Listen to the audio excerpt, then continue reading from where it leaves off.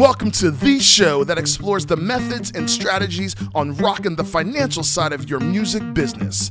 With over 40 years combined experience, here are your hosts, Chris Webb and Dave Tampkin. Welcome to Musicians Tip Jar, where we talk about musicians and money, where all our efforts are to grow your options of making this an affluent career. I'm Chris Webb, joined by my co-host and the guy who keeps reminding me that an affluent podcast doesn't mean strong Wi-Fi connection and HD video, Dave Tampkin. I don't know if I remind you so much. We're pretty much always on the same page on that one. But, moving forward, we're going to be in HD, baby. HD. Yeah. Those are the funny little growths within podcasts that no one really discusses. It just becomes evident in how well they turn out, But boy, it's a lot of extra outside effort to make those parts grow. Well, we put so much time into the content. We want to find the best information to put out there. We want to study it, research it, know what we're talking about, or at least be in a position to learn more about what we're going to talk about with our guests. We get all that stuff done. And then we get it down to editing, and it's hours later, and then you put it up, and you're like, wait, is this 1080? And you're just like, I got to start all over again. But we've learned early that no matter where we are in the process, it's just to deliver it, put it out into the world, and hopefully each one gets better. And that's a great example of our guest today and the completion of our interview with Sabrina Seidman, who goes by SEIDS. Today, we complete this interview, and she is a producer, singer, content creator, educator. She is a powerhouse of knowledge and achieved incredible success with her areas of the music industry that are often overlooked or hidden by many's awareness. We discuss building your social media for success, posting with intention, and charging the right amount. Today's quote comes from Cyndi Lauper. She said, "Never be afraid to let them see you trying." This week's nonprofit is musicwill.org. For more than 2 decades, MusicWill provided access to music education to over 1 million students who might not have otherwise had access in their schools.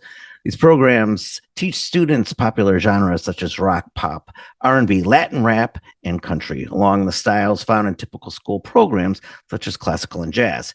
They strive to make music education available to all students, regardless of their socioeconomic background, and it should reflect the cultures of the students they serve. Learn more at musicwill.org.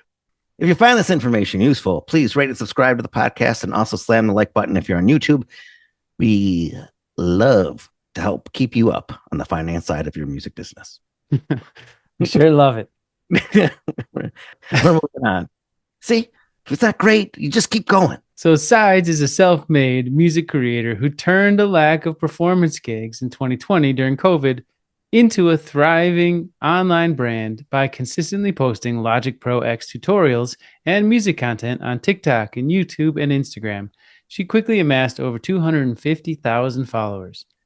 Her approachable style led to partnerships with top companies like Apple and Splice and Isotope.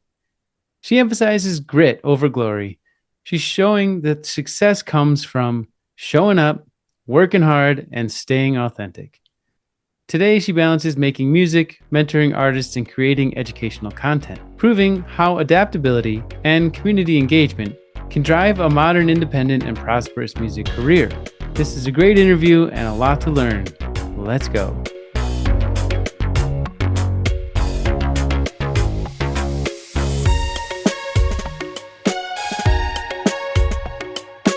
One of the things that we always focus on here is how do you create a sustainable career out of these passions, right? Right. It's one thing to keep dabbling, and I think a lot of artists like to keep dabbling in lots of things. It's fun for us. It's creative. It's an outlet, but sometimes we don't follow through to the point where they become sustainable income, or we just don't seem to diversify enough that we feel like we're reliably getting a sustainable income.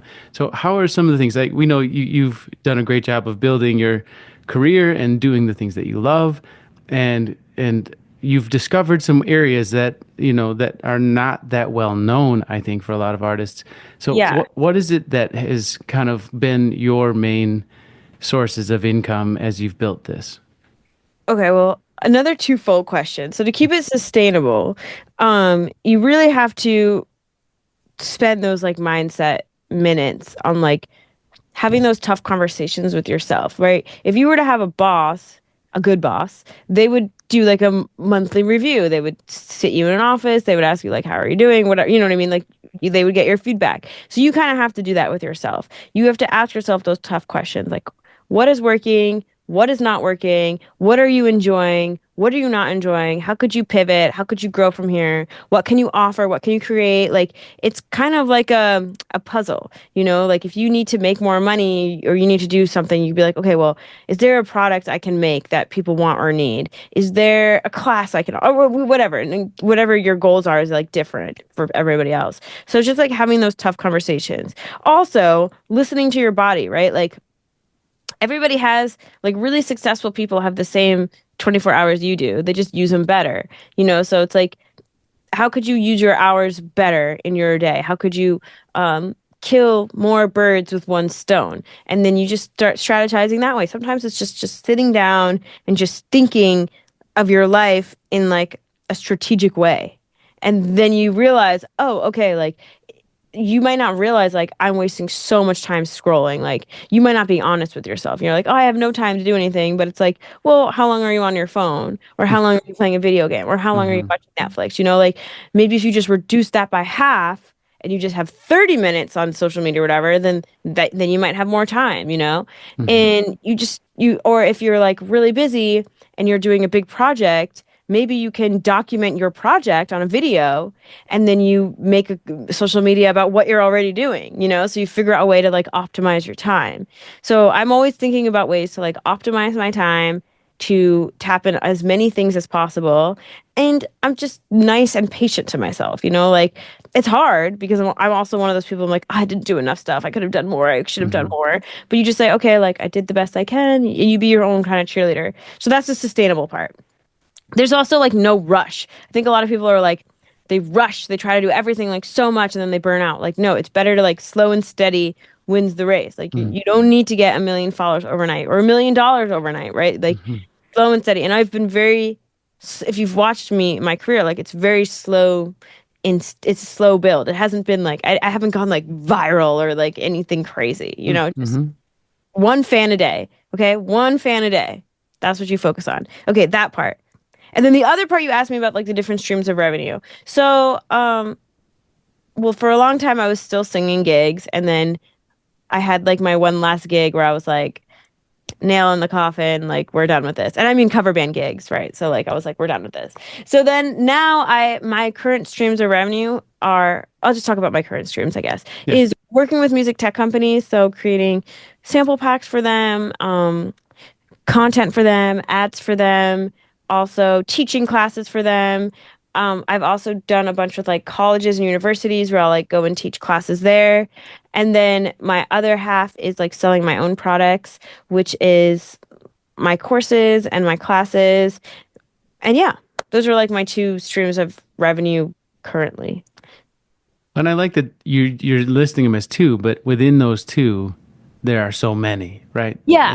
And then there's other things that like randomly pop up. Like sometimes I'll get like a sync brief. I don't do like the sync ones where like they're unpaid. I always do the ones where like people reach out to me like, I love what you do. We need you specifically. Will you like do this one thing?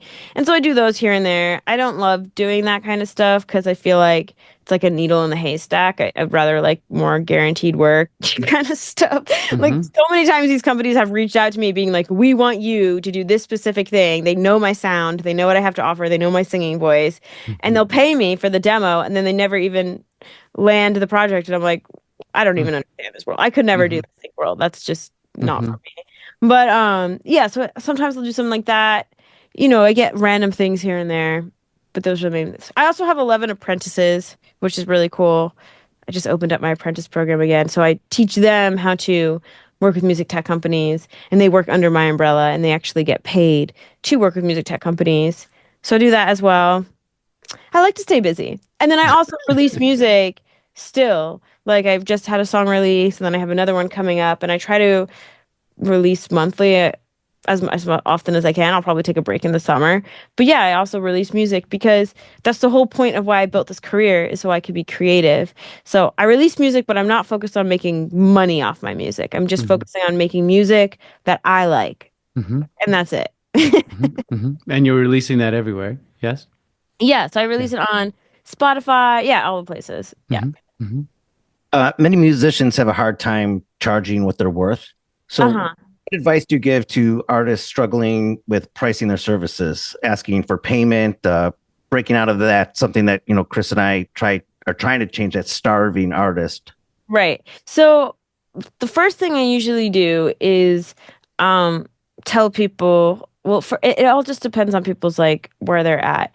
But you should always, I like to ask for the budget first to see like where people, and then if you really want the gig, you just take it, I guess. But if you don't really want the gig, that's when you kind of have to start having like more confidence and be willing to walk away, because no is the most powerful word in any industry, really. And I say no all the time. So you have to be confident in that. And asking around like what your friends are making, this is why I'm like very transparent with how much I make. A lot of people are like look at it as like bragging, and I really don't mean it to come off that way. Like I genuinely believe that like if nobody knows how much people are charging, then how are they going to know what to charge? So I try to be like very transparent. I used to tell everybody how much I made each month, and I would continue doing that, but my dad is my accountant and he got very mad at me, even though I like claim everything to the government anyways. But I guess they're just like nervous, like, Jewish New Yorkers, where they're like, oh, you're going to get robbed or whatever. But like I would honestly, like I really believe in money transparency. I would tell everybody, because I also feel like it's inspiring to see what you can make and what you can do and what is out there. So I'm always like as transparent as possible with how much I make and how well I do and what I charge for things. And I always say that, you've seen in my courses, like how much I make per video, per product, and whatever. So yeah, just like having other friends that are like-minded or that will tell you what they're making. And yeah, you just gotta like have to believe in yourself, and also believe in the universe that if this job doesn't work out, like you'll get something better. I'd rather do like less jobs with what I'm worth than more jobs with not what I'm worth. So there's that. And I don't think that comes naturally for most people. A lot of musicians, I teach at the University of Colorado, Denver, and it's so much a part of the program is just getting them to believe in themselves, that they are worth making this the career that they want, And if you don't believe in yourself, then nobody else will. So that's step one. That goes into the mindset part too. Like you have to believe in yourself, focus on your strengths, and while you're focusing on while you're showing your strengths, you also improve on your weaknesses. Like day by day, you try to get 1% better every day. I'm really into like one new fan, 1% better every day. And then it just all, you just stay consistent with it, then it will all work out. And I really will die on that hill. A lot of people are like, oh, no, it's just luck. I mean, luck always helps. But if you do it every single day at a certain point, like that's when, it doesn't really matter about the luck. The percentages kind of go down. And then I know we're jumping around a little bit. So, but just to tie that in a nice bow about posting, if someone's just starting out, like what is your recommendation? How much they should be posting per day? Well, like I said, you have to put in the reps, right? So you have to do it a bunch until you land on something that works. And then once you land on something that works, you can like reel back. But do whatever you can do to stay consistent with it, right? If you can only stay consistent Monday, Wednesday, and Friday, then post Monday, Wednesday, and Friday. If you can stay consistent 5 days a week, then post 5 days a week. Whatever you can do. Because like I said, yes, you have to learn the skill of like creating a good hook and like editing and angles and stuff. But then you also have to land where the thing booms is when you land on your trademark thing, And I've seen it with like some of my own students, like they either land on it or they don't. That's the thing. Like I can't really teach them. I can't teach them their special sauce. Like that's just something that has to happen. So they either get the special sauce or they don't. And it's tough because I don't know. As a teacher myself, and you probably can relate to this, it's like, how do you get that from people? Like, how do you, some people post all the time and they haven't landed on their special sauce yet. So it's got to keep at it. It could take 10 years. It could take 1 month. You know, I've seen people go from 0 to 100,000 followers in like 1 month. I've seen people that have taken a lot longer. Like it really just depends on when you land on that thing. You said that Apple was the first company that reached out to you, but also the first company that you focused on as a goal. Yes.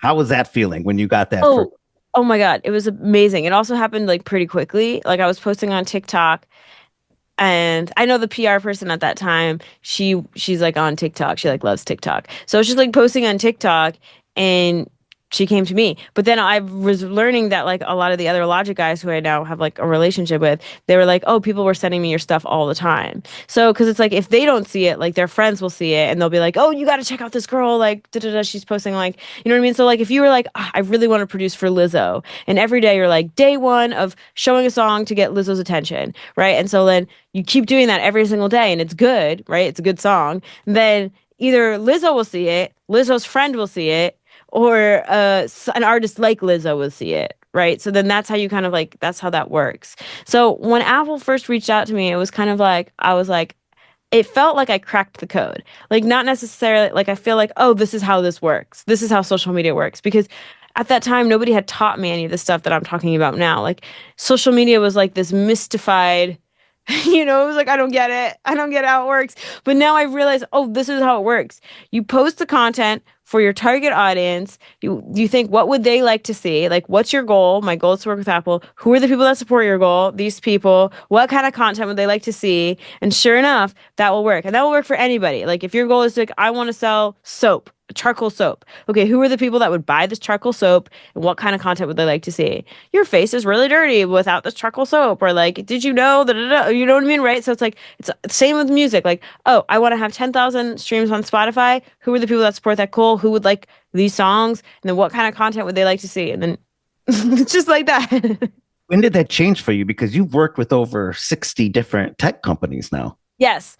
You are going after the companies in the beginning. And I'm sure now, like, you know, you're not focusing you know what I mean? Like now they're coming after you to see the fantastic. Yeah, so it was always them coming to me. But the idea is like, yes, I was like, oh, I want to work with Apple.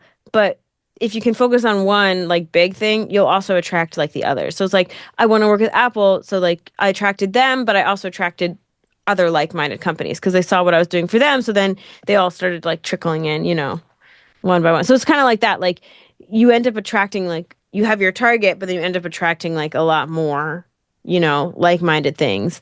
But that's why I kind of like focus on like that tunnel vision, you know, like focus on this, and then you do that really well, you'll get the others, you know, like I was focusing on working with Apple, but then I also got a bunch of people that use Apple products. So then I was like, okay, well, now let me start selling my own products. You know, that was never the goal. Like in the beginning, I wasn't like, oh, let me sell my own products. But I actually learned, like, I made a MIDI pack and I was like selling it for like $5, and all these people were buying it. And I was like, why are they buying this? And they just like want to support you, you know? So there's that. So then you just it all starts snowballing into like more and more ideas. One of the things that stands out right there that I feel like so many musicians need to hear about the way that I think the music economy works now is that they don't actually have the record labels aren't going to be coming begging you to help you become an artist anymore, right? Right. And so I think that what you're saying is so applicable to every type of musician that's got any type of goal right now with the way they use social media, is that your goal is that you'll never get in the door to these places, right? You need them to come to you when you're ready. Yes. Well, it's very much like attract, don't chase. I mean, this is just social media, right? Like social media marketing is attract, don't chase. There is type of marketing, which is outreach, that does work, which is kind of like chase, but you have to lead with value. We won't talk about that. But social media is attract instead of chase. So it's like fishing. You put out the right bait for the right type of fish, and they're going to come to you. So if you wanted a record label, you would have to build what record labels want to see now is they want to see proof of concept, because now we have a free way to test out what works, right? Like if you're posting like pop songs to people that like pop music and they don't like your song, like the harsh reality is your song is just not good enough. Like the record companies don't need to do these gambles.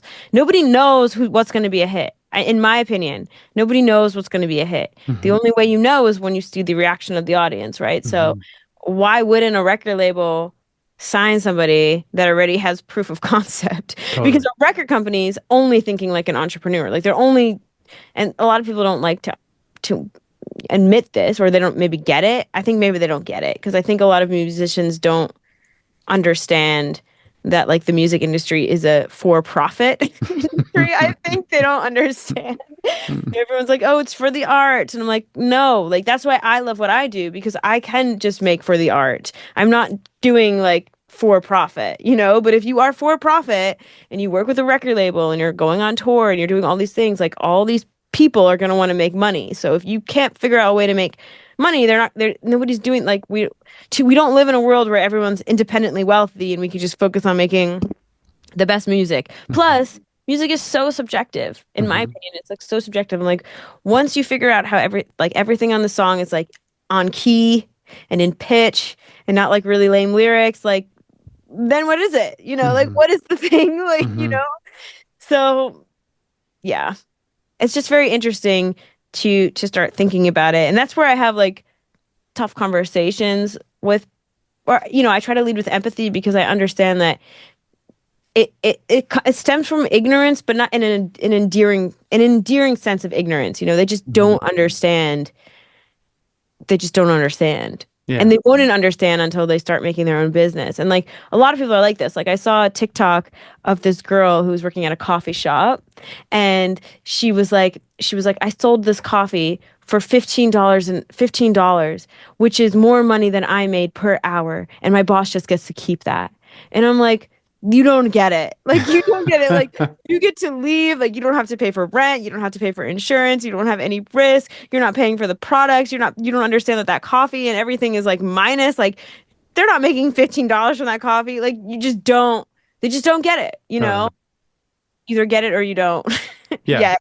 You think your money mindset with the four M's has also helped you be able to enjoy the artistic side of creating music that's subjective, but you're also now really driven to something that is data driven, because you can be creative on your posts. You can see how the public reacts to them. Yeah. So you could quantify that, but that also has to free you up on the music side to be like, this is just my expression. This is how I feel as an artist and move forward. That's got to be a great place. And I think musicians like, oh, I can't do anything else. I just want to make music, where you're doing all these things that have to do with music. Yes. I mean, this is why I genuinely feel like I have the best job in the world. Like even if someone were to be like, oh, would you rather be, and I know this sounds like crazy, but if someone was like, oh, would you rather be like Ariana Grande or SEIDS? I would rather be SEIDS. Like, I'm not even kidding. Like, I just have the best job. Like, I can go anywhere I want. I make extremely good money for me and for my life and for what I need in my life. I get to create all the products. I get to work from home. I have like, I'm in the perfect balance of like fame. Like, I wouldn't want to be like any more famous than I am, really. Like, I'm in the, like, I get to help people. I get to make music. I get to be creative. I get to try out lots of gear. Like I genuinely couldn't think of a better job than what I have. And I'm just so happy and so blessed. And I'm also so proud of myself because I literally built this job like brick by brick, you know? And you can create your own career. It doesn't have to be my exact career. You can create your own opportunity. All you need is like, if you got like 1,000 diehard fans to give you, you know, $100 a month, or 2,000 to give you like $10 a month, you know, like it's not as big as it seems, you know, like you can build your own career. You can build what you want to do and like build around it, between like learning marketing and sales, and you're working on your craft and always getting better at the 3 elements while working on your health. You can create your dream job. And like you guys, I don't know a lot about your background, but I'm assuming you guys have done something similar to that, like are working towards that. And so that's where it's at. Totally. And I do really think that the center of sustainability is happiness, you know? Yes. Over the financial ups and downs, over the learning curves that you go through and all the other challenges that come that you can't prevent. If at the center you still can find a way to be happy, I think you'll sustain this career. Definitely. And the way to find happiness is to do that constant soul searching and really have those tough conversations with yourself. Like, what is it that I really want to do? And a lot of us think that we want to do a thing because we decided when we were younger, like, oh, I want to be a performer. I want to do this. I want to do that. But then you realize, like, no, that's not really what I want, you know? Mhm. And I had to go through that myself. And then it's also hard because there's always so much noise around you, right? Like there's people that'll be like, oh, she's a hack or she's a fake producer, blah, blah, blah. And then you have to tap onto those because a lot of them are confirming your own insecurities. Like, am I a hack? Am I a bad producer? Am I bad at music? And then you kind of have to break that apart and you have to be like, okay, well, I'm trying my best. I'm not the best in the world, but I'm learning and I'm producing for 4 years. And I just, focus on my goal. What's my mission? My mission is to make music production and entrepreneurship more accessible to more people. Am I doing that? Am I staying true to myself? If the answer is yes, I'm like, fuck that guy. You know what I mean? But Totally. But it's hard, and that's where the happiness is like it's constant. And most musicians may be like me, where we have so many feelings all the time that we have to navigate, and then you just one by one break them down. Okay, like why am I feeling this way? What can I do differently? How can I make the situation better? How can I forgive myself or whatever it is, And I feel like that increases the more you put yourself out there because, especially with social media, the more you put yourself out there, which I think is the reason so many people don't put themselves out there, is just afraid of this validation of their own insecurities. Definitely. And especially hard in the beginning when like the people that are watching you are just like your friends and family. And a lot of those people aren't putting themselves out there. So I can't remember where I heard this, but I heard a thing somewhere where someone said, never be afraid to let people see you trying because you are trying while other people aren't. And don't be afraid of that, like try your best. I love it. Well, we don't want to take up your whole day because we know how full it is. But we usually end with one more question. And this has been amazing. What we really like to include is just a little bit of a list of maybe this can include podcasts or books or any other content that maybe you're absorbing that you really feel like is helping you or is guiding you lately to keep going and staying on track. Oh gosh, there's so many. Russell Brunson makes amazing like marketing books. If you want to learn about marketing, specifically if you want to sell like courses and digital products. And of course, we're going to include all of your socials on here. But if you were just to give one of them that you want people to go to first, what would you say is your main target? It's whatever. Like I'm on SEIDS on all platforms, so pretty easy to find me. Subscribe to my newsletter. I feel like that's probably like my most proud channel if I'm being honest. But yeah, I'm just SEIDS everywhere. So last question actually, are you going on a honeymoon anytime soon?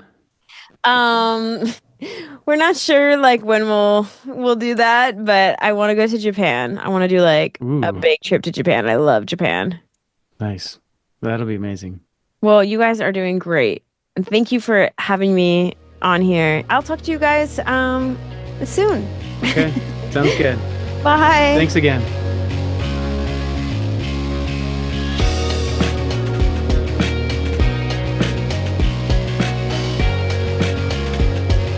The first thing I would like to review over that conversation was how she said tough conversations equal forward motion.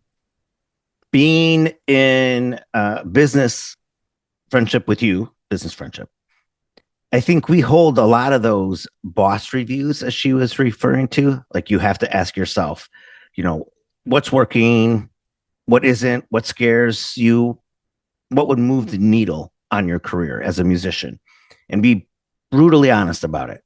It is really nice to have someone like yourself that we're not asking those questions with ego. We're saying, how can we each do better? We're seeing something. If you're not seeing it, I'm trying to present something. If I'm not seeing it, you're saying, hey, this would inspire me to do more. And I think even finding someone in your band or a mentor would also help you have those boss reviews. But you have to start with yourself to look at all the data and say, am I moving forward? And by data, I mean, even, are you writing enough songs? which is something we've talked about. What are you doing each day to show up for not only yourself, but your career? Yeah. And she mentioned that just one more fan that she said where it's just 1% better, daily 1% improvement. Yeah. There is so much value to just being willing to let that be enough.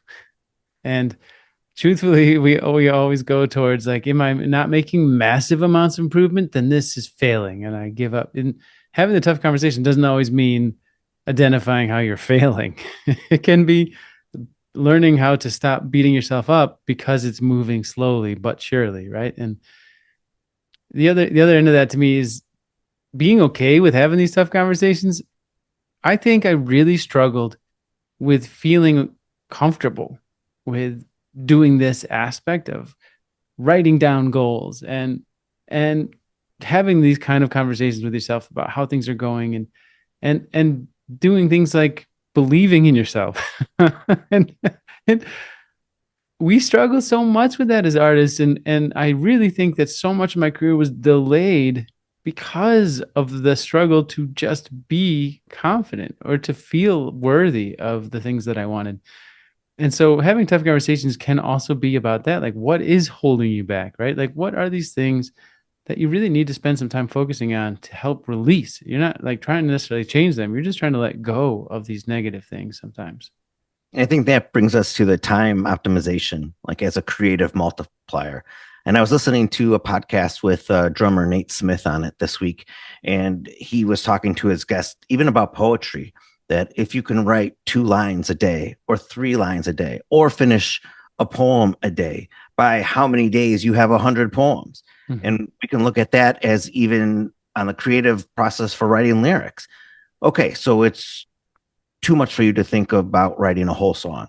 Well, get a verse out, like Megan Burt would say. It's only, 3 verses and a repeated chorus. But even if it is a new scale, or having to come up to learn how to edit something so your reels look more professional on Instagram. So we often talk about talent stacking.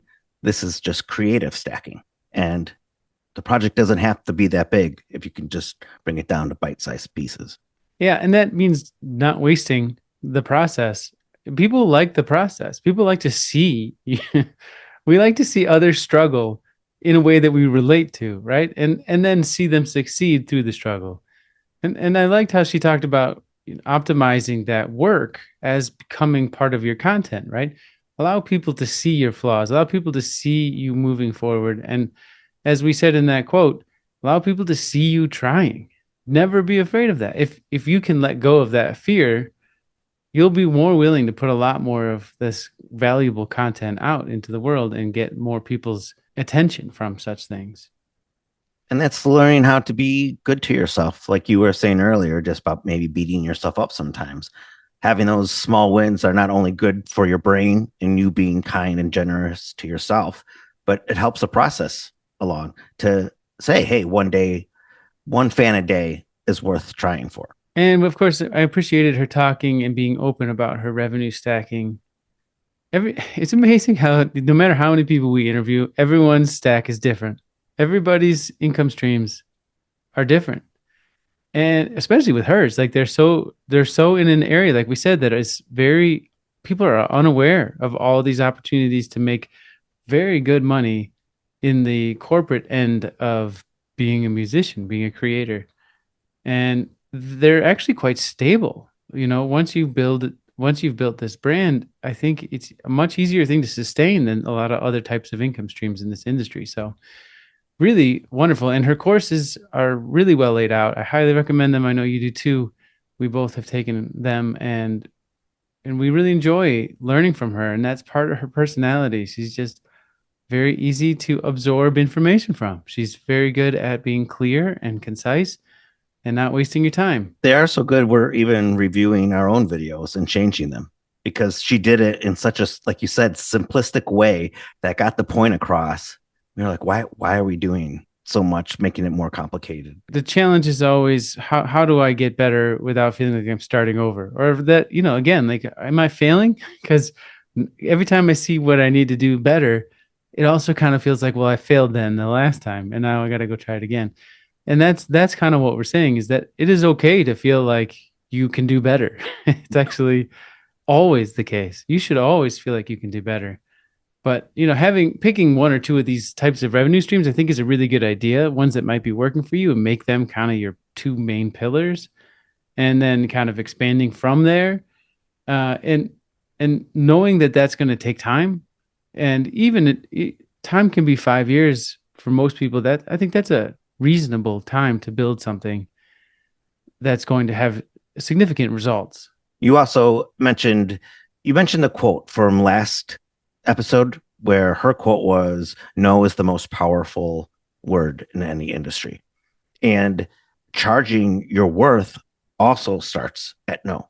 Mm-hmm. So if you're taking what you're good at and going out into the industry and trying to define yourself, you need to do it there too, because your time can be depleted and you can get overwhelmed not doing the things that bring not only value creatively, but monetarily. And then knowing when it's appropriate to say no. One of the only ways you can do that is by communicating with your community of other artists. If you have no idea what other people are charging or how well other people are getting paid, it's much harder to know when to say no, right? And to know what your value is.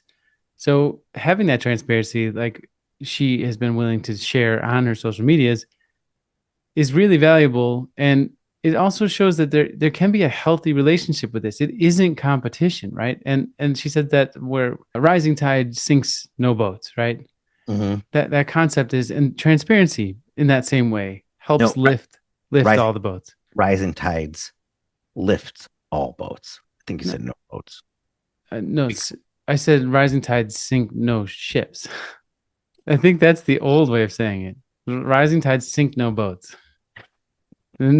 I don't know. The phrase, "a rising tide lifts all boats." That's it. Okay. I'm sorry. Rising tide lifts no boat. 10 versions. Yes, it does.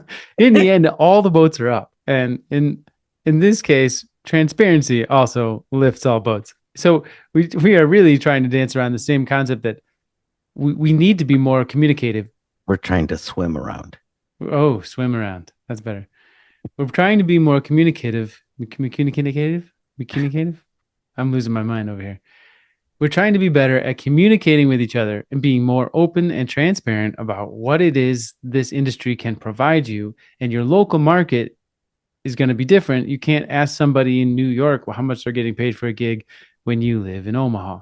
You have to know your market and you have to know your worth. And if you aren't going to be able to get your worth in Omaha, you need to go to where you need to be in order to have that value be reflected in the market. All of that comes from, and is easiest to figure out from, this transparency. And with the online world and this corporate world, you can work anywhere. You can be remotely working and doing all this and still understand what these rates are and know when to say no. Next topic I loved was focus on one big thing, and it's the ripple effect. So she turned her tunnel vision on Apple, made that happen, and then also lured 60 plus other tech brands. A clear beacon attracts satellites. How about that one? We went from the ocean to outer space. That's a big ripple. Yeah. And that has shown itself true to me before. We talked earlier about how when you show up at a gig, like putting in your intention of how you show up to that gig can easily make the difference on what you're projecting out. Like basically, what is the ripple that you're spreading? Is it, I'm just here to get paid? Or is it that I love this and that this is something that I am really passionate about? Because that in itself is an infectious way to get other people to want to engage with you and use you for that similar product or offering. And when you do this well, just like this did for her, once she had focused on one thing and focused and gotten that one thing to occur, everybody else notices and they want to be a part of that. So it could be that you just land that one right gig, being the drummer for that right show, right? That one show creates that ripple effect. And that can be how this works. And it could be that you write that one song and it gets the attention of these publishing companies. And then they all start talking about you, right? If one of those publishing companies notices you, the others are going to notice too. If we bring it back down to the water metaphors, think fishing. not hunting. The right bait brings the right fish to the boat. So how does that make 1,000 super fans? Do you know how many episodes we've talked about 1,000 super fans? Oh yeah, I know. Well, because I've talked about it in my courses all the time too, because sometimes everything just feels like too much, right? Like, oh, 100 grand a year seems impossible. Most artists literally think it's impossible. They don't just think it's a dream. They think it's impossible. Yeah. And that goes back to our other concept. You have to let go of that thought before this is even a chance. But if by hearing this and seeing other people that are actually doing this is the only way you're going to see that this transparency from others doing this is the only way you're going to actually believe it's possible. And it's working for me. It's working for you. And we also, I wouldn't even say that I've got 1,000 super fans, but I do think that what I've done is figured out a way to make my life sustainable in a 6-figure plus income as an artist. But going back to this concept that if you just simply focus on building one fan at a time, I really still think that's the best way to get there, and just have the intention of how many you want to hit per year. And a super fan is somebody that is willing to spend that money on you, no matter what it is, that because they support you, they love what you do. And we all have had at least one of these. If we're an artist in this industry, you had at least one of these people that have been just really into what you're doing. And so you need to know what that is, and then create more of them. And then the last thing before we get into our action step is I just want to reiterate that being visible with your imperfections, being okay with doing this, like what we're doing here, we know this isn't perfect. And that is something that could easily stop us from doing this and showing up in our 5th season here, right? It could have easily stopped Sabrina from making that content when she was just learning how to use Logic Pro and making the content while she was learning. It's so easy to find excuses to stop. And if you can be okay with the imperfection being a part of the process, allowing it to be a part of the thing while you still continue to try to push forward, is how you are going to make it through. It's the only way. Let the critics sit there on the bleachers and watch. It's okay. So our action step for you is similar to last week. Follow SEIDS on all the platforms, or whatever one you spend the most time on. That's at SEIDS. And go and check out how she's doing what she's doing and how she's found this whole another niche in the corporate music world. So one thing she talked about was the small wins. So action step number 2 is launch a 30-day one true fan content streak. So post goal-driven behind-the-scene clips, either a writing session, a mix that you're going to tweak, recap a gig, anything with a clear call to action that steers viewers to your email list and direct support link. Like she was saying, consistency plus intention compounds. So even 30 quality posts can add dozens of super fans and sharpen your signature style. So think about that. And then B, draft a simple template, put it on Google Excel for yourself. So we drafted a simple template for you for captions, for posts.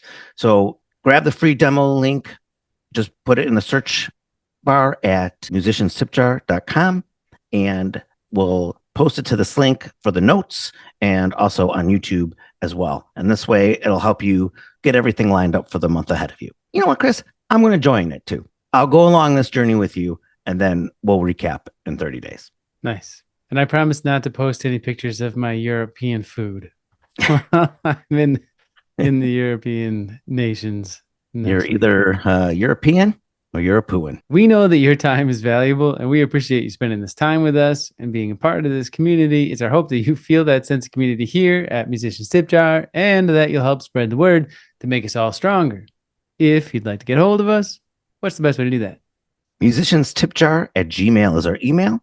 Check out our website, MusiciansTipJar.com, where you can check out all the resources and discounts we have collected just for you, and check out all our episodes now on YouTube.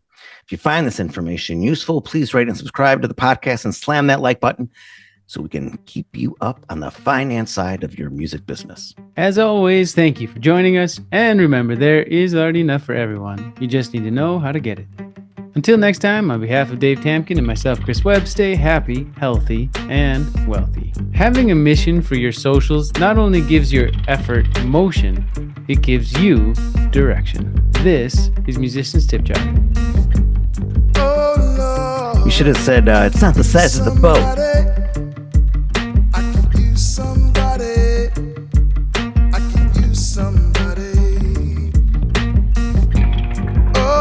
Nothing on this show should be considered specific, personal, or professional advice. Please consult an appropriate tax, legal, business, or financial professional for individualized advice. Individual results are not guaranteed, and all discussed strategies have the potential for profit or loss. The hosts are operating on behalf of Musicians Tip Jar LLC exclusively. Use a little help here.